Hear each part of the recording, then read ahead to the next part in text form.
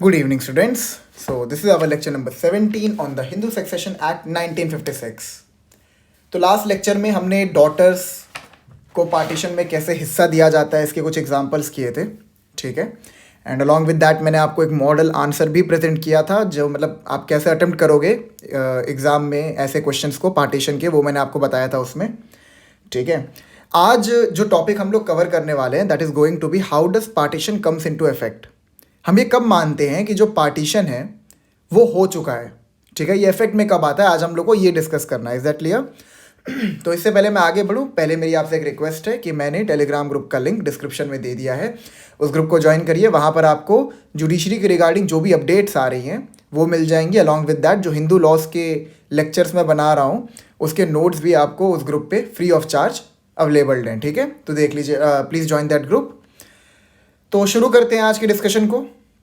तो हमारा जो टॉपिक है that is how does partition comes into effect, ठीक है। देखिए जनरली होता क्या है कि जो पार्टीशन होता है, ठीक है, उसको हम दो कैटेगराइजेशन में डालते हैं, that is D jure and de facto, ठीक है। मैं इसका चार्ट बना देता हूं। हाँ, तो जो पार्टीशन होता है वो दो प्रोसेसेस से होके गुजरता है, डी जोरे एंड डी फैक्टो, ठीक है। डी जोरे में होता क्या है, सबसे पहले जो एक को पार्टनर होता है, एक बात बताइए, एक जॉइंट हिंदू फैमिली में डिपेंडेंट्स होते हैं और को पार्टनर्स होते हैं। क्या डिपेंडेंट्स पार्टीशन क्लेम कर सकते हैं? The answer is no, only the co partners have the right to claim partition, ठीक है। तो डी जोरे पार्टीशन में होता क्या है कि सबसे पहले वो लोग, जो भी पार्टीशन डिमांड करने वाला होता है, वो इंटेंशन फॉर्म करता है,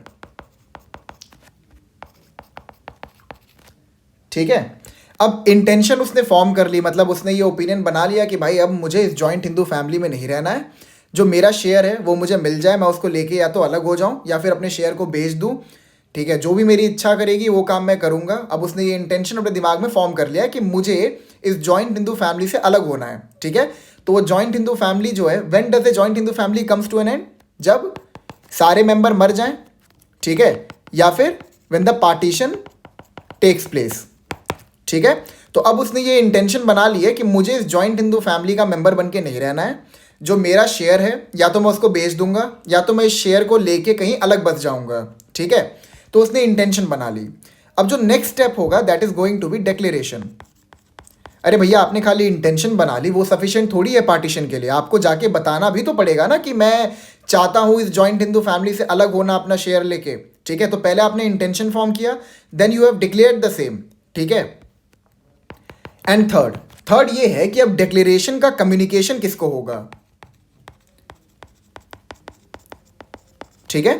डिक्लेरेशन का कम्युनिकेशन किसको होगा? तो जनरली जो रूल प्रिवेल करता है वो ये करता है कि आपको जो कम्युनिकेट करना है, आपका इंटेंशन ऑफ पार्टीशन, वो आपको कर्ता को करना होता है, ठीक है। बट सपोज अगर कर्ता अवेलेबल नहीं है, कर्ता की डेथ हो गई है, तो वहां पर आपका जो इंटेंशन है पार्टीशन का, यू कैन डिक्लेयर इट या communicate it to any other copartner, ठीक है।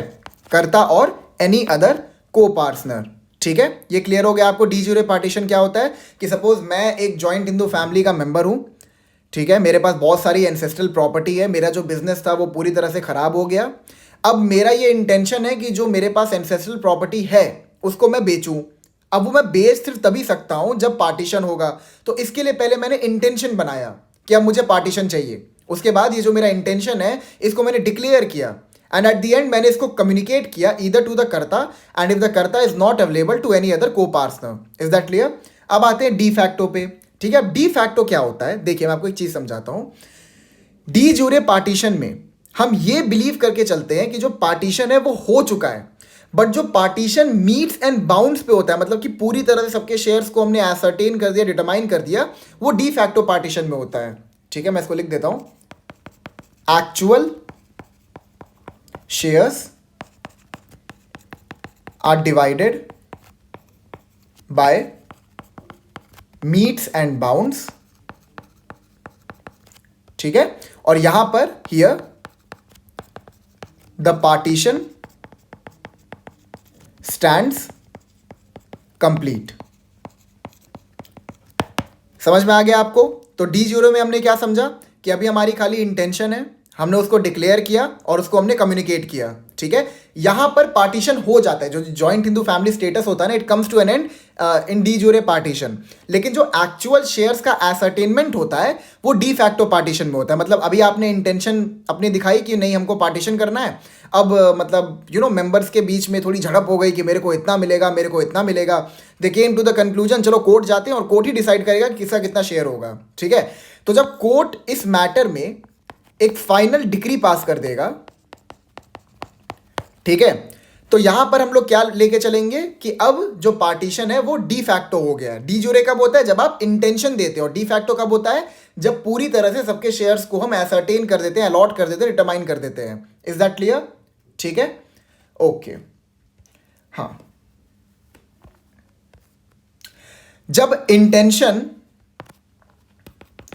इंटेंशन कम्युनिकेट कर दी जाती है, तो अगर आपको याद हो, मैंने आपको जब पढ़ाया था लीगल इंसिडेंट्स ऑफ को पार्सनरी, तो वहां पे आपको बताया था कि जब पार्टीशन नहीं होता है तो उस समय जो सारे के सारे मेंबर्स होते हैं वो क्या होते हैं? जॉइंट टीनेंट्स, ठीक है। And after partition they become tenants in common. Is that clear? ठीक है। एंड ये पॉइंट भी आप लोग नोट कर लीजिएगा। वैसे इसके नोट्स मैं आपको प्रोवाइड कर दूंगा, बट फिर भी आप लोग नोट कर लीजिएगा अगर खुद से नोट्स बनाते हैं। The de facto partition is the actual result of the de jure partition. ठीक है, क्लियर है आपको ये चीज?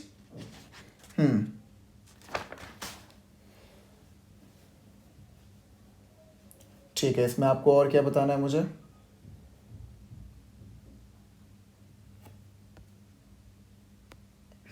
अच्छा, एक बात बताइए, जो को पार्टनर्स होते हैं, क्या जो उनके पास राइट है टू डिमांड पार्टीशन, क्या वो उस राइट को किसी और इंसान को दे सकते हैं? The answer is no. ठीक है, एक को पार्टनर पार्टीशन डिमांड करने का राइट किसी और को नहीं दे सकता, किसी और को डेलीगेट नहीं कर सकता। ठीक है, ओनली द को partner himself can demand the partition. ऐसा नहीं कि वो अपने वाइफ को बोल दे कि तुम मेरे बिहाफ में पार्टीशन मांग सकती हो, या अपने किसी क्लोज फ्रेंड को बोल दे कि भाई तू मेरे बिहाफ में पार्टीशन मांग लेना। ऐसा नहीं होता है।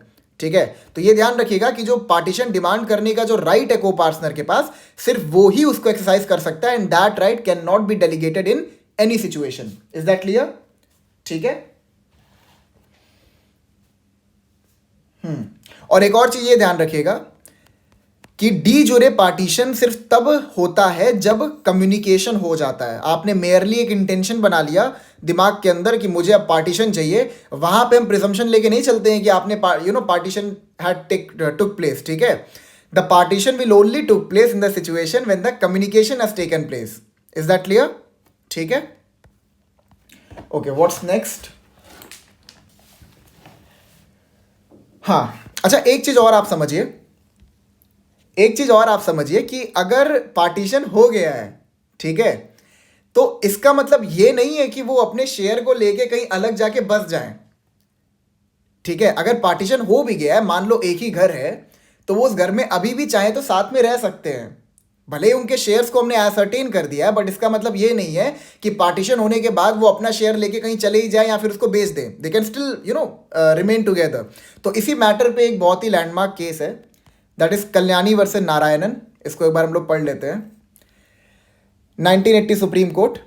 The supreme court observe that a disruption of a joint family status by a definite unequivocal indication to separate implies separation in interest and in a right that is de jure partition, which is not generally followed by de facto partition, that is actual division of the subject matter of joint family property. ठीक है?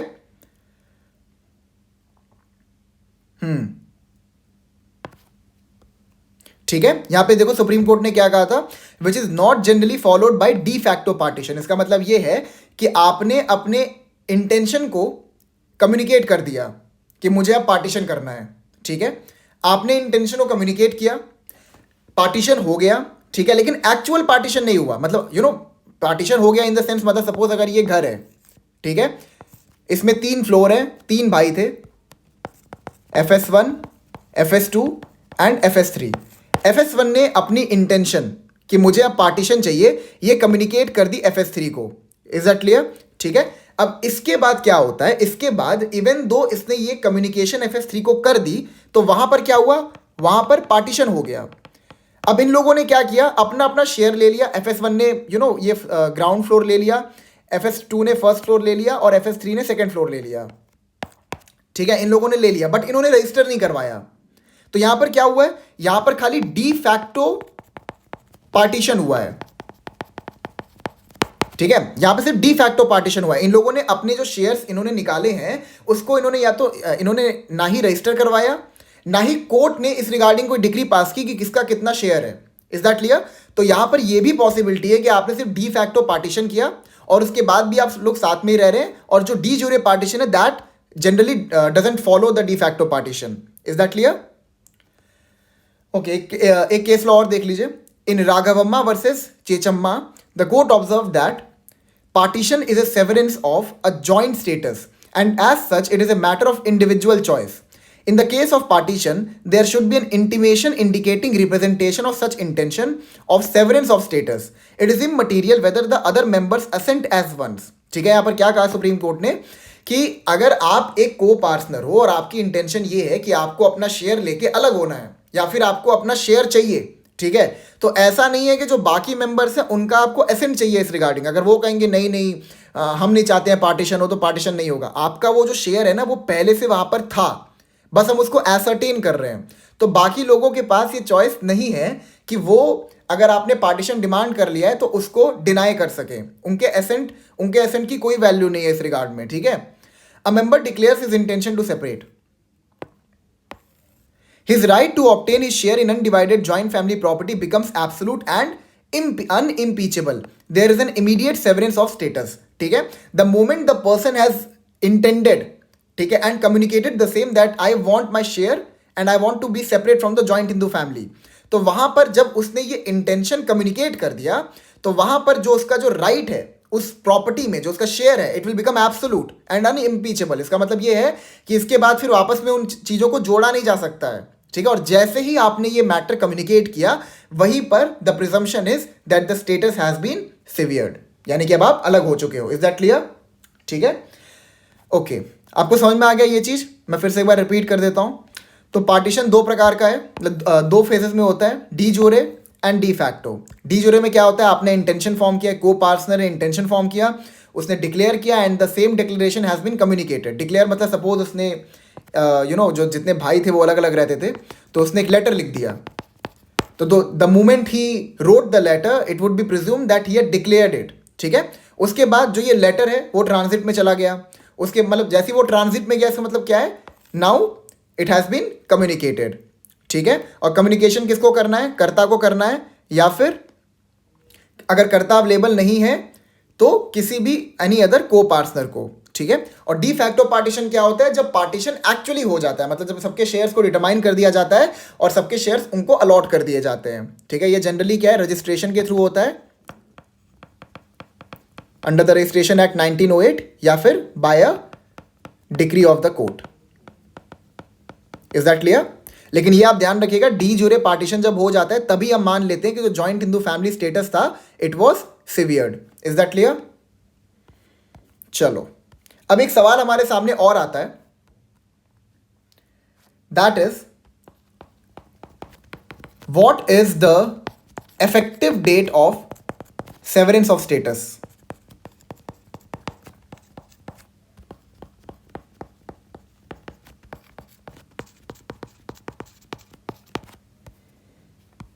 ठीक है, मैं यहां पे आपके सामने एक केस लिख रहा हूं। ठीक है, FS1 ने अब ये इंटेंशन फॉर्म कर लिया है कि उसको पार्टीशन चाहिए। ठीक है, तो उसने क्या किया, FS1 फॉर्म्ड द इंटेंशन। ठीक है, उसके बाद FS1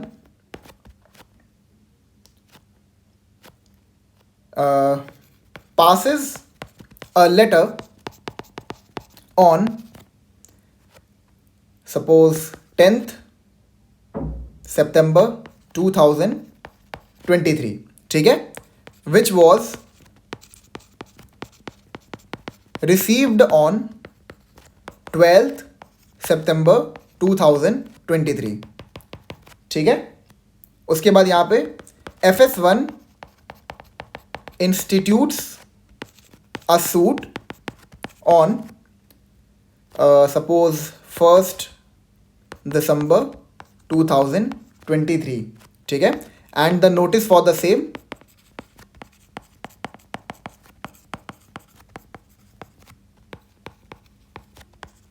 was given on 4th December 2023, ठीक है। अब मेरा सवाल आपसे ये है, इस एग्जाम्पल को देखिए एंड मुझे एक बात बताइए कि डी फैक्टो पार्टीशन कब हो गया, ठीक है। और इसमें ये एक और लिख दे रहा हूं मैं इसमें आगे,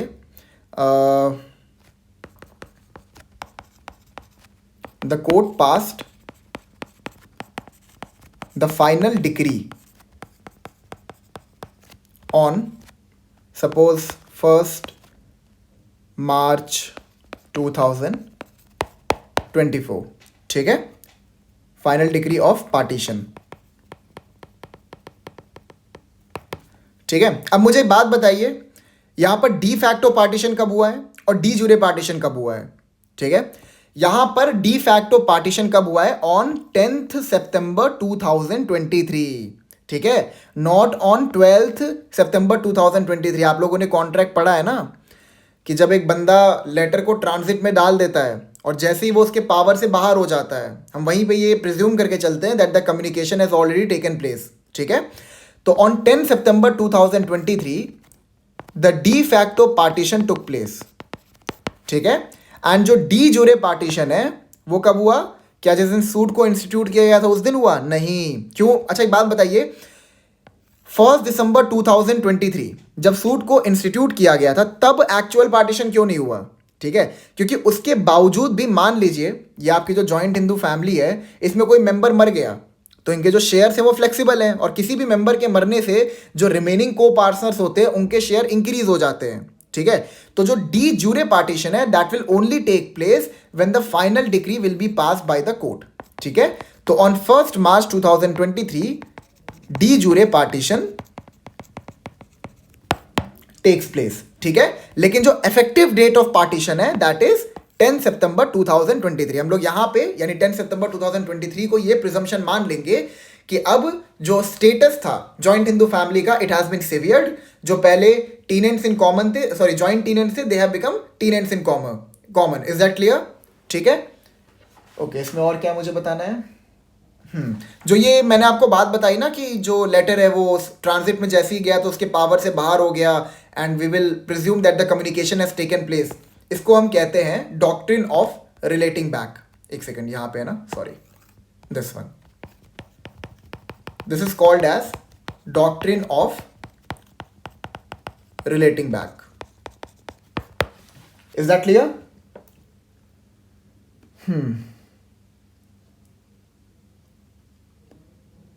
ठीक है, ये हो गया। इसमें और कुछ बताना है? अब नेक्स्ट टॉपिक जो वैसे हम लोग को शुरू करना है that is going to be family arrangement.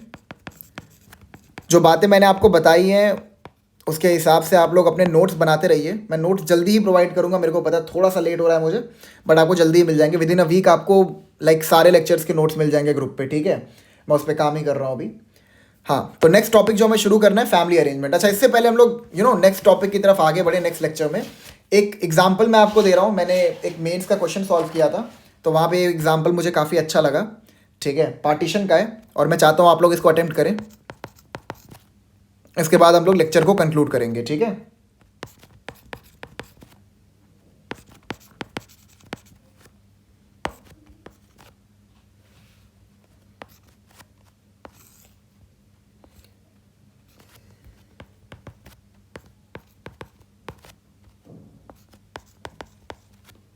इसको आप लोग नोट कर लीजिए, ठीक है, और पॉज करके पहले इसको अटेम्प्ट करिएगा, उसके बाद आप लोग आंसर चेक करिएगा, ठीक है। प्लीज़ बार बार मैं पार्टीशन करके आपको दिखा रहा हूँ तो ये मत करिए कि जब मैं करके दिखा रहा हूँ तभी आप लोग भी कर रहे हैं। पहले अटेम्प्ट करिए, उसके बाद रीचेक करिए कि आपका आंसर सही है कि गलत।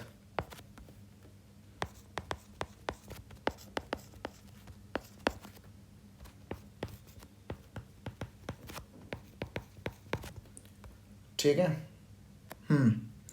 द पार्टीशन, रुकिए और भी कुछ लोग हैं क्या, let me check. Okay, he is dead. The partition is between ग्रैंडसन्स।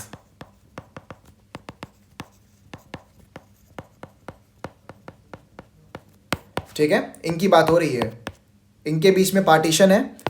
तो एक बार आप लोग अटेम्प्ट कर लीजिए। ठीक है, होप्स आप लोगों ने अटेम्प्ट कर लिया हो, तो मैं इसका आंसर अब आपको समझाता हूँ। ठीक है, तो पार्टीशन जो है वो ग्रैंडसन्स के बीच में है। तो पहले सारे ग्रैंडसन्स के नंबर को हम लोग कैलकुलेट करेंगे, 1 2 3 4 5 6 और 7। ठीक है, मतलब ये सारे के सारे को पार्टनर्स हैं, है कि नहीं। 7 हो गया।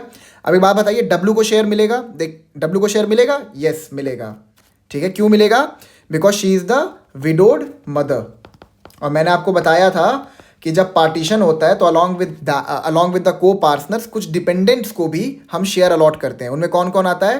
Paternal grand mother, widowed mother and wife of the top most को पार्टनर। Is that clear? तो क्या डब्ल्यू यहाँ पे विडोड मदर हैं? तो क्या इनको शेयर दिया जाएगा? दिया जाएगा। क्या एफ एम को शेयर मिलेगा? मिलेगा, because she is the paternal grand mother. Is that clear? तो फिर से कैलकुलेट करते हैं, 1 2 3 4 5 6 7 8 और 9। अब आपको अगर रूल याद हो पैटर्नल ग्रैंड मदर का, तो मैंने क्या बताया था, मैं ये पार्ट हटा दे रहा हूँ यहाँ से, ये जो पार्टीशन मैंने लिखा है। हाँ, तो पैटर्नल ग्रैंड मदर का जो रूल मैंने आपको बताया था, होप्स आपको रूल याद हो। ठीक है, तो अब हम लोग रूल यहाँ पे क्या लगाएंगे, 1 2 3 4 5 6 7 8 और 9। तो यहाँ पे टोटल जो 9 है जिनके बीच में पार्टीशन हो रहा है, इसमें से हम एक शेयर पैटर्नल ग्रैंड मदर को दे देंगे, यानी इनका हो गया 1/9। Is that clear? ठीक है, विडोड मदर को भी दे देंगे। ठीक है, ओ सॉरी, एक minute, just give me second. हाँ, अब इनको 1/9 हमने अलॉट कर दिया। अब जो 1/9 है उसमें से हम टोटल प्रॉपर्टी को माइनस करेंगे, तो कितना हो गया? 8/9। अब जो ये 8/9 है, सिंगल सन का आपको रूल याद है ना, और यहाँ पे देखिए मल्टीपल सन्स हैं, तो 8/9 जो है वो इन दोनों को जाएगा। Is that clear? तो इसको मिलेगा 8/18 और इसको मिलेगा 8/18। Is that clear? ठीक है, अब जो ये 8/18 है वो इनके ब्रांच में हम लोग अलॉट कर देंगे। Is that clear? तो यहाँ पे किस किस को शेयर मिलेगा इसमें? क्या डब्ल्यू को मिलेगा? Yes, she is the wife of top most को पार्टनर। इधर 1 2 3 और 4। तो 8/18 को हम लोग 4 से मल्टीप्लाई कर देंगे, आई मीन 4 से डिवाइड कर देंगे, whatever you want to call it. ठीक है, तो ये आपका हो गया। इसको मैं और छोटा करता हूँ, वेट, 4/9। तो ये आपका हो गया 9 4 जा, एक सेकेंड रुकिए, 8/18 इंटू 1/4, दैट वुड बी 4/9। तो ये आपका हो गया 4/36, जिसको हम कह सकते हैं 1/9। ठीक है, तो फिर इनको मिल गया 1/9, इनको मिल गया 1/9, इनको मिल गया 1/9 एंड इनको मिल गया 1/9। Is that clear? ठीक है, अब यहाँ पर जो शेयर है FBR का, ये इन चारों में डिवाइड कर देंगे। तो again 8/18, that would be divided by 1/4, I mean 4। तो यहाँ पर कितना हो गया? 4/9, दैट वुड बी 4/36, अगेन 1/9, यानी कि इनको मिल गया 1/9, इनको मिल गया 1/9, 1/9 एंड 1/9। Is that clear? अब जो इनका 1/9 है FS2 का, वो इनके बच्चों को जाएगा। ठीक है, और यहाँ पे FS2 जिंदा है, तो हम इन तीनों में पार्टीशन करेंगे, यानी कि इनको मिल जाएगा 1/27, 1/27, 1/27, और इनका 1/9 इन तीनों में डिवाइड होगा, तो again 1/27, 1/27 and 1/27। Is that clear? ठीक है, तो होप्स आपको समझ में आ गया होगा चीज़ें सारी की सारी जो मैंने आज समझाई हैं, और ये एग्जाम्पल बहुत ही अच्छा था। ठीक है, तो इसको भी आप लोग नोट कर लीजिएगा। तो हमने आज क्या क्या कर लिया? Effective date of severance of status and de jure and de facto partition. So that is sufficient for today. We will start with family arrangement in the next lecture.